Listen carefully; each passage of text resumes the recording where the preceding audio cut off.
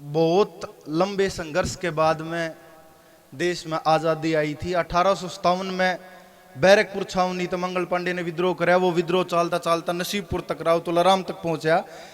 उस तक लेकर 1947 तक बहुत सारे योद्धाओं ने अपना बलिदान दिया। तकरीबन 100-150 साल के खूनी संघर्ष के बाद हमारे देश में हमने आज़ादी मिली थी, और ये आज़ादी की देन है जो आज हमारे बैठे सत्संग कर रहे हैं।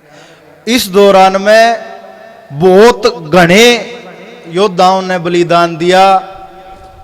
कुछ एक के नाम आए, बहुत सारे लोग ऐसे थे जिनके अगर बलिदान न देखा तो न्यू लगा इन तो ऊपर किसी का ना था, और उनका नाम नहीं आया कहीं भी। इस कविता में एक माँ बेटे की कहानी है। अगर बेटे की तरफ देखोगे तो न्यू लगेगा इससे बड़ा संघर्ष किसी का नहीं था, इससे बड़ा बलिदान किसी का नहीं था। अगर माँ की तरफ देखोगे तो न्यू लगेगा इस माँ तो बड़ा किसी का बलिदान नहीं था। जब नेताजी सुभाष चंद्र बोस ने बर्मा तय आईएनए के पुनर्गठन का आईएनए का गठन कराया था, उनके चाचा जी रास बिहारी बोस ने, उन्होंने उसका पुनर्गठन कराया था।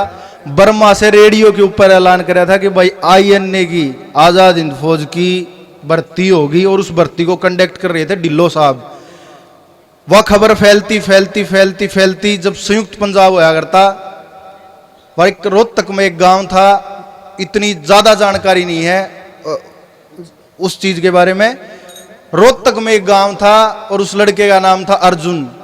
वह बात चलती चलती उसकी माँ तक आई, उनके घर भी आई। तो उसकी माँ ने कहा कि भाई हिंदुस्तान आजाद कराना तो सबकी जिम्मेवारी है, वह तेरा के रोल रहेगा।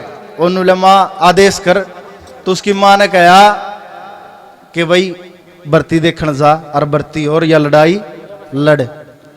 भर्ती का नियम था कि वे एकलौता जो घर में आदमी होया था उसने भर्ती नहीं कराया थे। जो घर में इकलौता होया करता उसने भर्ती नहीं कराया थे। तो उसका बाप भी नहीं था, हैं? चाय 1857 में जा रहे हम कि घर में इकलौता नहीं होना चाहिए। चला गया। वे 2 माँ बेटे थे अपने घर में, और जब भर्ती हो गया सारे मापदंड के बाद, फिजिकल के बाद में जब कैप्टन ढिल्लो से बात हुई तो पूछा वह घर में कौन कौन?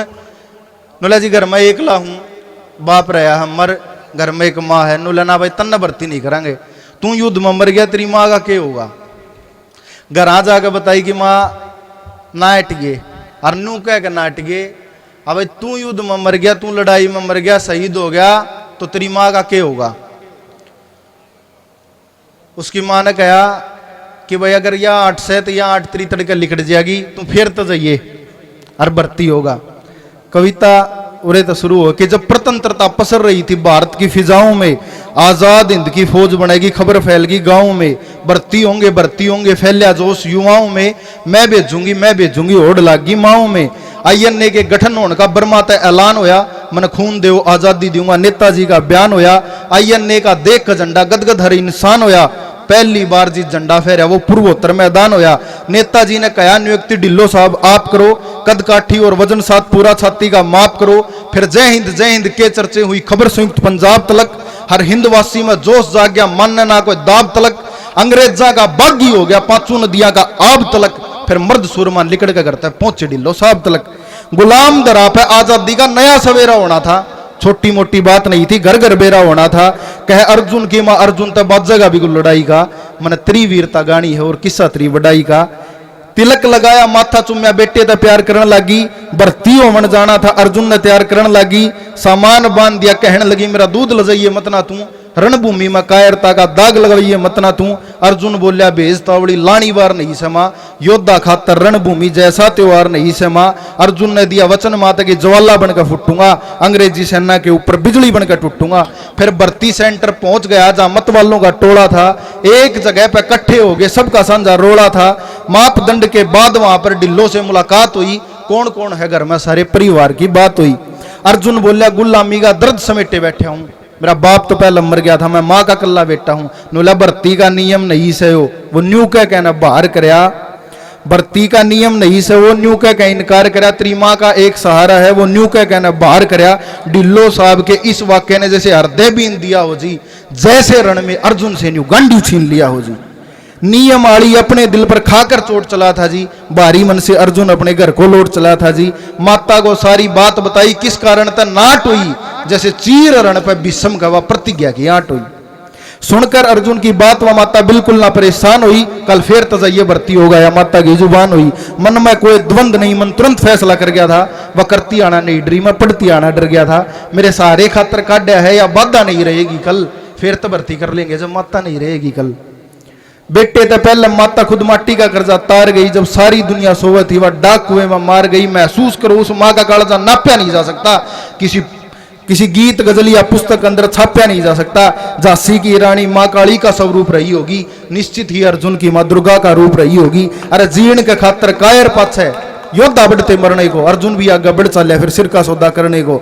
अर्जुन ने वहां जाकर के फिर सारी बात बताई थी।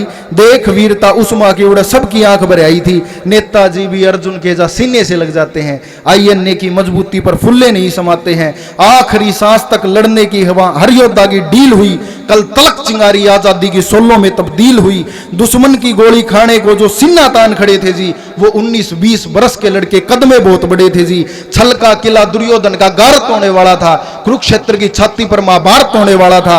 अपने हित को छोड़ वहां परमार्थ होने वाला था। पांडव दल का हर सैनिक पार्थ होने वाला था। आईएनए की बहादुरी के सारे गवाह बने थे जी। धरती अंबर चांद की गैल्या तारे गवाह बने थे जी। देश के ऊपर मर मिटने की प्रबल मन में लोर हुई। उन वीरों की कुर्बानी से हमारी आजादी की बोहर हुई। मेरी कविता पुष्पहार उस योद्धा के सम्मान की। जय भारत जय भारती जय बोलो हिंदुस्तान की।